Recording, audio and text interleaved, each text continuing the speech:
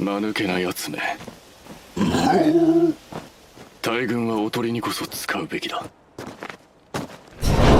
お前の故郷は。 Welcome back to our recap of Goblin Slayer. This is part 2, last episode. We learned just how down bad and scary goblins can be. You definitely do not want to be a thick anime girl in this universe. Because if a goblin catches you... Yeah, boy.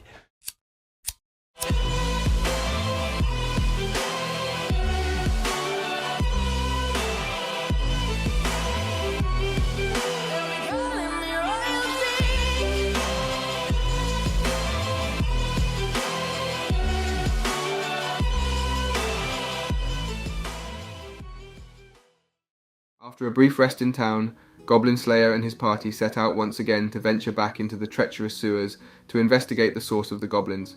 To ensure their safety, Goblin Slayer brings along a canary, which would warn them of any poison gas lurking in the air, as a precaution. With the canary leading the way, the party delves deeper into the labyrinth of tunnels, their hearts pounding with anticipation and trepidation. However, their progress is quickly impeded when they fall into a trap and find themselves locked in a tomb with no way out. The goblins, relentless in their pursuit, begin pumping poisonous gas into the room, hoping to overcome the party's defences. Thankfully, the canary, ever vigilant, detects the gas and warns the party just in time. Working together, they manage to seal off the vents and prevent the toxic gas from entering the room. But the goblins are not done yet.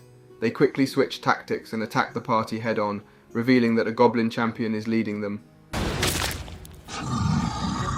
This formidable foe critically wounds Goblin Slayer and sets his sights on Priestess, who is also overwhelmed by the goblin horde. With Priestess's screams ringing in his ears, Goblin Slayer summons all his strength and regains consciousness just in time to launch a surprise attack on the goblin champion from behind. In a fierce battle, he tears out the goblin's right eye, causing the champion and his minions to flee, giving the party a much-needed respite to regroup. Priestess's wounds are skillfully healed, but Goblin Slayer's injuries are too severe, and he collapses from exhaustion and his wounds.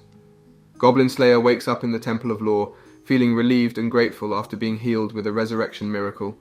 As he regains his strength, Sword Maiden confides in him about a traumatic experience she had 10 years ago, where she was captured, raped, and tortured by goblins, which is the root of her scars and partial blindness. Despite being a renowned hero who helped slay the Demon King, she is still haunted by the fear of goblins. The rest of the party, including High Elf Archer, Dwarf Shaman, and Lizard Priest, decide to continue exploring the dangerous sewers while Goblin Slayer and Priestess rest and recover in town, mending their gear.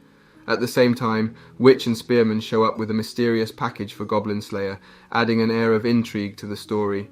Meanwhile, Cowgirl anxiously waits for Goblin Slayer's return, despite her uncle's warnings about the potential dangers he faces on his missions. As the group reunites the next day, they venture back into the sewers and discover a heavily guarded room, protected by a powerful demon.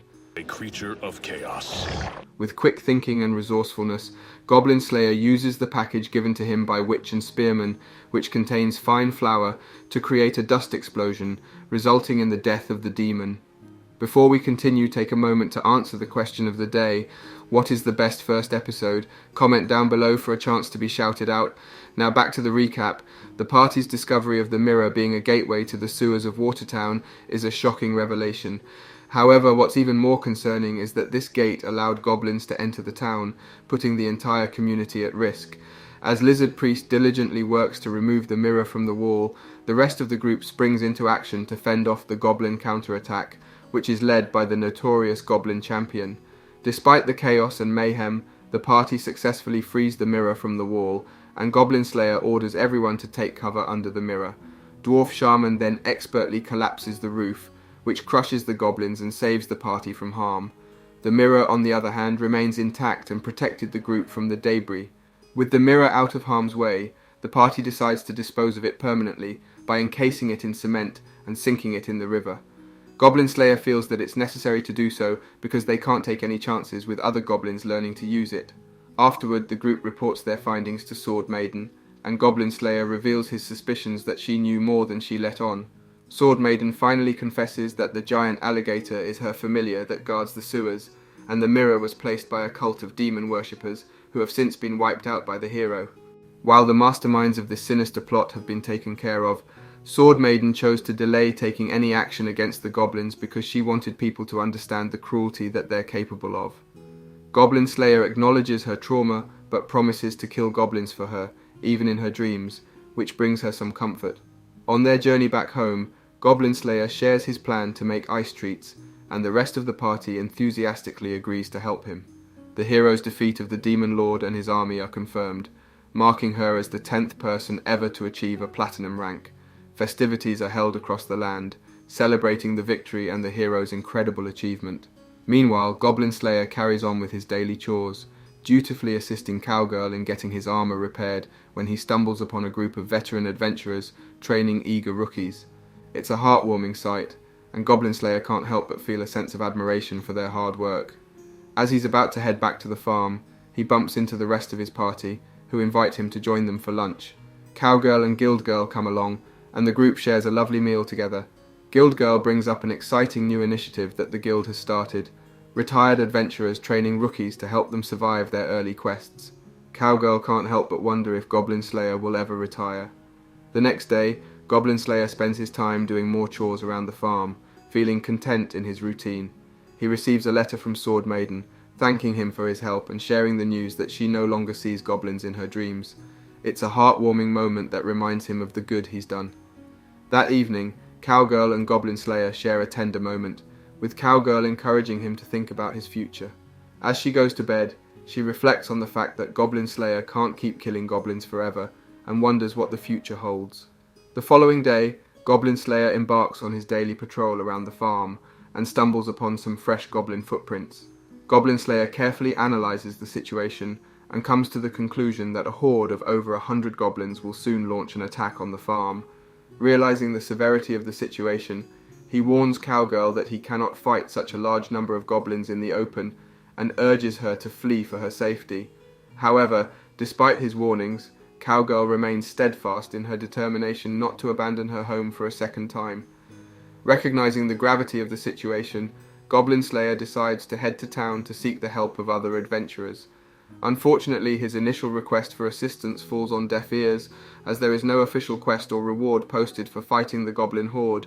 Undeterred, Goblin Slayer offers everything he has, his equipment, assets, knowledge and time, as the reward for anyone willing to join him in battle. With the situation growing more dire by the minute, Goblin Slayer's steadfastness and determination convince Spearman and Witch to join him in battle.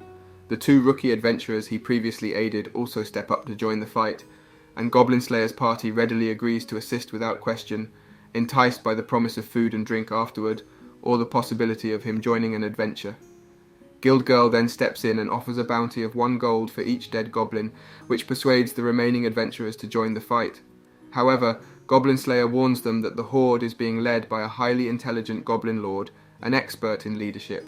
Despite this daunting challenge, Goblin Slayer develops a clever strategy for the adventurers to follow, which helps them effectively combat the goblin horde. With the first few waves of goblins easily defeated, the Goblin Lord sends several hobgoblins and goblin champions at the adventurers, hoping to turn the tide in his favour.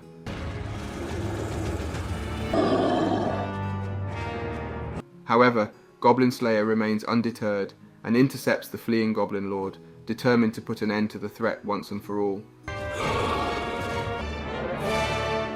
As the veteran adventurers engage in battle, slaying hobgoblins and goblin champions left and right, Goblin Slayer takes on the daunting task of fighting the Goblin Lord alone. Despite his valiant efforts, he is ultimately defeated. However, just as the Goblin Lord is about to deliver the final blow, Priestess steps in and casts not 1, but 2 protection spells to trap the formidable foe. At first, the Goblin Lord attempts to manipulate Priestess with false pleas for mercy, but his ploy falls flat. In a stunning turn of events, Goblin Slayer capitalizes on the distraction and takes the opportunity to land the fatal blow on the Goblin Lord. It's then revealed that this was all part of his master plan, using himself as bait to lure the Goblin Lord into Priestess's trap. With the goblin threat vanquished and the farm secured, the adventurers make their way back to the guild to revel in their hard-earned victory. Amidst the jubilant celebrations, Goblin Slayer confides in Cowgirl, who has begun to develop an interest in the life of an adventurer. At Priestess's request, he even removes his helmet, revealing his face to the other adventurers for the first time, causing quite the surprise. In the epilogue, Priestess narrates that while Goblin Slayer may be just another pawn on the board to the gods, his refusal to let them dictate his actions has piqued their interest. As a result, his fate remains shrouded in mystery even to the gods themselves. Nevertheless, she remarks that Goblin Slayer is out there, still fighting the good fight, and making the world a safer place for all. What a great ending. Don't forget to like and subscribe for more awesome anime recaps like this.